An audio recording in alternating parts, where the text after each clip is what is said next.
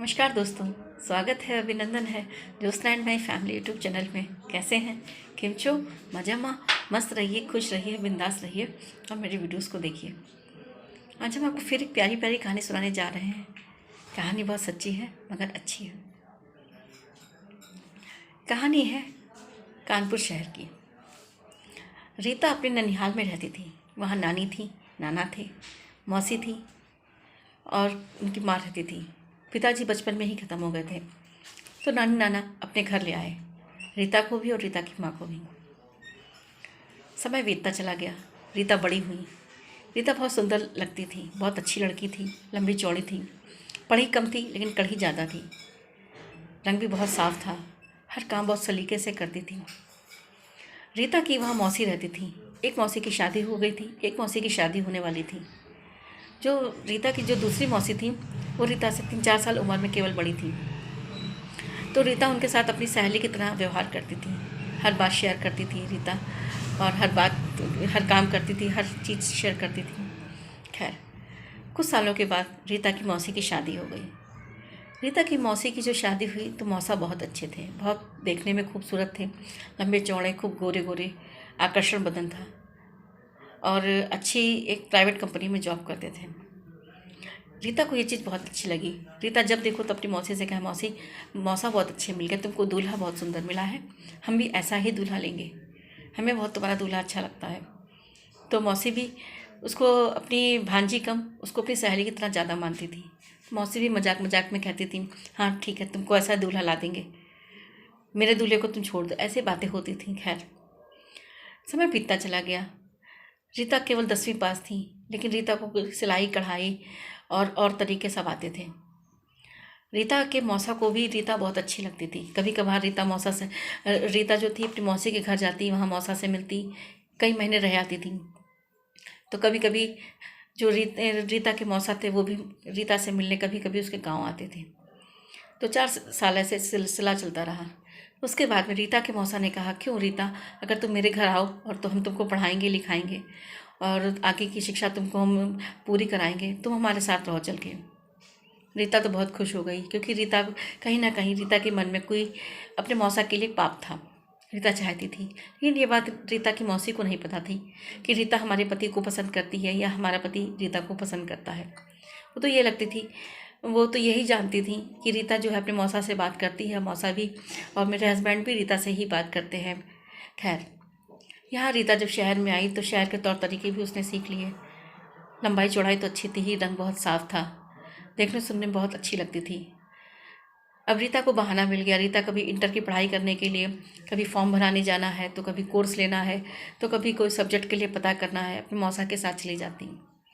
मौसा को भी रीता के साथ बहुत घूमना अच्छा लगता था।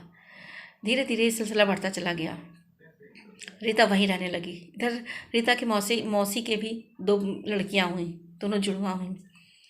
रीता के मौसा चाहते थे कि एक लड़का घर में आए, तो रीता की मौसी को अक्सर कभी डांटने लगे कि तुमने लड़का नहीं दिया, हमको लड़का चाहिए था। खैर, और रीता से बहुत प्यार करने लगे। रीता से के साथ में घूमना फिरना, बात करना, पिक्चर दिखाना, रीता को भी बहुत अच्छा लगता था अपने मौसा के साथ घूमना, और मौसा को भी बहुत अच्छा लगता था। मौसा और रीता के बीच में कोई एक रिश्ता जो होता है, जिसको कहते हैं मौसा का रिश्ता या एक समाज का रिश्ता, वो रिश्ता नहीं रह गया। दोनों इतने घुल मिल गए थे, दोनों आपस में बहुत प्यार से बात करते थे, एक दोस्त की तरह बात करते थे। रीता को भी मौसा बहुत अच्छे लगे और मौसा को भी रीता बहुत अच्छी लगती थी। खैर, समय बीतता चला गया। रीता ने इंटर पास किया। अब रीता हर तौर तरीके वहाँ के जान गई और शहर में आराम से रहती थी। उसको मौसा के साथ में खुश रहना। फिर धीरे धीरे क्या हुआ, मौसी बीमार हुई। मौसी को भी दिल में कचोटने लगी ये बात कि हमारे पति तो हमसे ज़्यादा रीता से बात करते हैं और रीता भी उनके साथ बहुत घुली मिली रहती है। हर औरत कुछ ना कहीं कहीं पे सोचने लगती है अपने आदमी के लिए। रीता की मौसी बीमार हुई तो इधर जब बिस्तर पे पड़ी थी तो रीता हर काम अपने मौसा का बहुत हिसाब से करती थी। मौसा ऑफिस जा रहे हैं तो मौसा के लिए टाइम से खाना देना है, टाइम से नाश्ता देना है, कौन से कपड़े पहन के जाएंगे, वो सब रीता तय करती थी। और रीता के मौसा को भी रीता की हर बात अच्छी लगती थी। खैर, समय बीतता चला गया। इधर जो लड़कियां थीं उनकी मौसी की, वो भी दोनों बड़ी होने लगीं। अब रीता ने कहा कि अब हमें क्या करना है, तो रीता ने अपनी मौसा से कहा कि मौसा क्यों ना हमें ब्यूटी पार्लर का कोर्स करा दीजिए और यहीं पे अपना खुलवा दीजिए, तो हमें बहुत आराम रहेगी। मौसा भी यही चाहते थे। दोनों में प्यार होने लगा। ये बात मौसी बिल्कुल नहीं जानती थी कि हमारी ही बहन की लड़की हमारे ही पति से प्यार करेगी या हमारा पति हमारी बहन की लड़की से प्यार करेगा। इस बात से मौसी बिल्कुल अनजान थी। रीता के मौसा ने रीता को ब्यूटी पार्लर का कोर्स करा दिया। वही ले जाते थे, वही छोड़ जाते थे। धीरे धीरे उसको अपना कमरा, बाहर का कमरा बहुत अच्छा सा मेंटेन था, उसको तुड़वा के रीता के लिए ब्यूटी पार्लर का पूरा वहाँ पे सेटअप करवा दिया। दोनों फर्नीचर लेने, दोनों सामान लेने सब साथ में गए। काफ़ी समय दोनों एक दूसरे के साथ गुजारने लगे। इधर रीता की मौसी को ये बात बहुत कचोटने लगी। बच्चे भी बहुत नाराज़ रहने लगे, लेकिन दोनों में प्यार इतना बढ़ गया कि रीता और रीता के मौसा एक दूसरे के बिना नहीं रह पा रहे थे, जो कि शादी भी नहीं कर सकते थे क्योंकि रीता की मौसी घर में थी। लेकिन रीता के मौसा ने रीता की मौसी को इग्नोर करना शुरू कर दिया। रीता के आगे अपनी पत्नी को जरा सा भी ध्यान नहीं देते थे।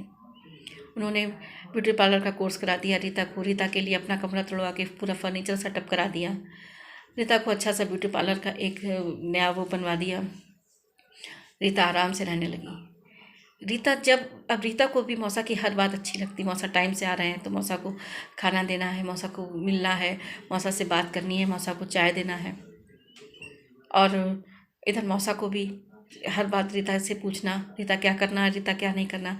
धीरे धीरे जो मौसा कमाते भी थे वो भी रीता के हाथ में देने लगे। ये बात मौसी को बहुत ख़राब लगने लगी कि हमारा पति हमको कमाई नहीं देता है और हमारी बहन की लड़की को देता है। उसने कई बार कहा अपनी बहन की लड़की से कि तुम घर चली जाओ, घर में रहो जाके, लेकिन मौसा उसके हस्बैंड ने मना कर दिया। नहीं, रीता तो यहीं रहेगी, रीता को हमने इतने साल से पाला है, पोसा है, रीता की शादी कर देंगे। लेकिन नहीं, रीता की शादी कैसे कर देते। रीता तो मौसा को चाहती थी और मौसा भी रीता को चाहते थे। आज भी वो फैमिली रह रही है, लेकिन मौसी इतनी बीमार हो गई है, रीता की मौसी, कि बस वो जाने ही वाली है। और रीता भी इंतज़ार कर रही है कि मौसी जाएं तो मौसा से ही शादी कर लें, क्योंकि सब कुछ हमें बहुत बना बनाया मिल गया और बहुत प्यार करने वाला पति मिल गया। ऐसा मत करिए, किसी के रिश्ते में आग मत लगाइए। फिर चाहे वो मौसा का रिश्ता हो, फिर मौसा का रिश्ता हो, फूफा का रिश्ता हो, चाचा का रिश्ता हो, बहुत पवित्र रिश्ते होते हैं। इनमें नज़रों का बहुत फ़र्क होता है ना। तो कभी ऐसे मत करिए, किसी का रिश्ता, किसी का जीवन मत बर्बाद करिए। आपको कोई और लड़का भी मिल जाएगा, आप उसके साथ शादी कर लीजिए, लेकिन किसी की बसी बसाई ज़िंदगी में आग मत लगाइए। ये बात मौसी को आज भी कचोटती है कि आज भी उसके हस्बैंड रीता से ज़्यादा प्यार करते हैं और अपनी पत्नी से कम करते हैं। दोनों में दूरियां होने लगी हैं। लड़कियों की भी शादी कर दी। उनके रीता के जो मौसा थे उन्होंने अपनी लड़कियों की शादी कर दी। अब रीता की मौसी, मौसा और रीता आज अपना ब्यूटी पार्लर चलाती है, बहुत आराम से रहती है, हर समय अपना टाइम अपने मौसा के साथ व्यतीत करती है और मौसी कुड़ के बस केवल सांसें गिर रही हैं। तो प्लीज़ ऐसा मत करिए। अगर हमारा आपको वीडियो अच्छा लगा हो तो प्लीज़ लाइक, शेयर, कमेंट ज़रूर कीजिए, सब्सक्राइब कीजिए मेरे चैनल को। और अगर आप नए हैं तो ज़रूर सब्सक्राइब करिए प्लीज़, ताकि आपको रोज़ नई मोटिवेशन कहानियाँ सुनाएं। मिलते हैं नए वीडियो के साथ। जय माता दी।